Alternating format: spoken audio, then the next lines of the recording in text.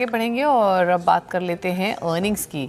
Happiest mind की पहले बात करेंगे। पहली तिमाही में हैप्पीएस्ट माइंड के मुनाफे में 67% ज़्यादा का उछाल आया है।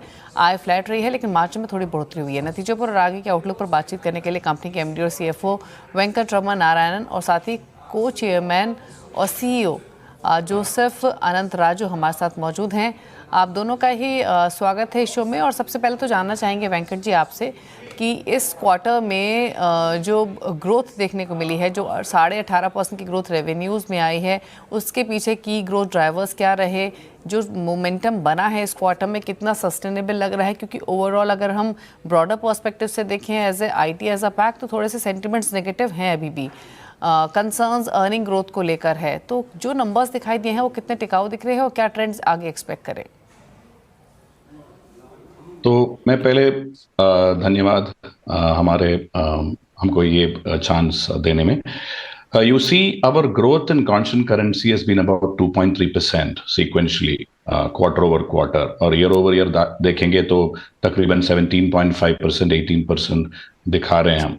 और ये growth not only on revenues, but it's also on showing on margins, which has expanded by about 20% and 6% both sequentially on year over year. So this is not a flash in the pan kind of results, because earlier during the year we had said that we are targeting for a double-digit growth with a margin estimation of somewhere between 20 to 22% in terms of EBITDA. अगर आप उसके comparison में देखेंगे तो हमारी शुरुआत अच्छी रही है, और 2.3 2.4% in constant currency is a step in that direction. Okay अच्छा जोसेफ जी, अगर हम यूएसए की बात करें तो आपके ओवरऑल रेवेन्यूज में 60% के आसपास का कंट्रीब्यूशन अमेरिका से आता है। 4-5 क्वार्टर में हमारा जो रेवेन्यू है ज्योग्राफी स्प्लिट वो डाइवर्सिफाई होते जा रहा है, जैसे आपने बताया था। और वो एक डिलिबरेट स्ट्रैटेजी है, क्योंकि हमें ज्यादा कंसंट्रेशन नहीं चाहिए था यूएस में। पहले 2-3 साल पहले वो 80% था, फिर 75% किया, तभी 60% करीबन है।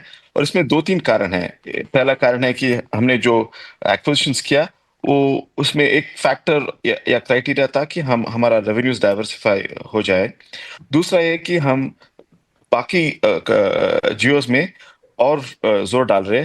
तीसरा इंडिया में जैसे आप देखेंगे हमारा परसेंटेज ऑफ रेवेन्यू सबसे ज्यादा है।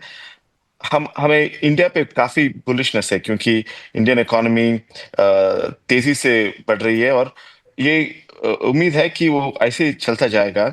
और जो अकाउंट्स है इन एपैक में और इंडिया में, उनमें ज्यादा फास्ट ग्रोथ मिला है। इसलिए आप अगर देखेंगे तो हमारा ज्योग्राफी स्प्लिट काफी डाइवर्सिफाई हुआ है पिछले क्वार्टर से इस क्वार्टर में। ओके अच्छा जोसेफ जी, एक चीज़ और बताइए, अगर हम वॉलंटरी एट्रिशन देखें तो 14.1% के आसपास रहा है। क्या स्ट्रैटेजी आपकी है टैलेंट को रिटेन करने के पीछे? कैसे टैलेंट रिटेंशन आप मैनेज कर रहे हैं ऐसे सिनेरियो में, स्पेशली जब नीशे टेक एरियाज जैसे कि जेन एआई इमर्ज हो रहा है? तो क्या कैसे स्ट्रैटेजी है फिलहाल, किस तरीके की सिचुएशन है?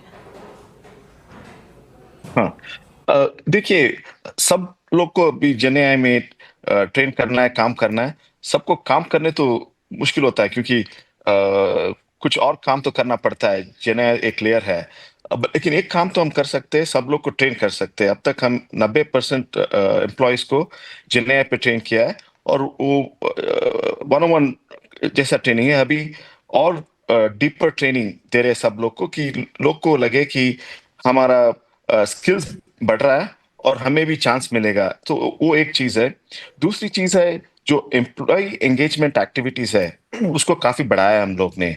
जैसे कि पिछले हफ्ते हमारा ब्लिट्स टेक्निकल इवेंट हुआ था, उसमें 600 लोग पार्टिसिपेट किए थे, और 40 बूथ लगाए थे। तो उन लोग को कुछ और करने को मिलता है और सीखने को मिलता है। वो बहुत इंपॉर्टेंट है आजकल के नौजवानों को।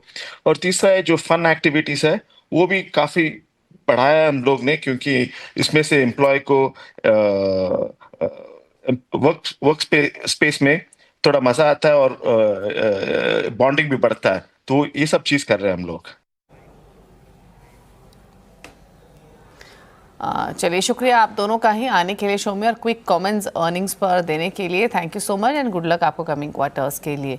तो ये आपने हैप्पीएस्ट माइंड के मैनेजमेंट को सुना, आउटलुक पॉजिटिव, नंबर्स भी ठीक रहे हैं हैप्पीएस्ट माइंड के। चलिए रुकने इसी के साथ एक ब्रेक के लिए।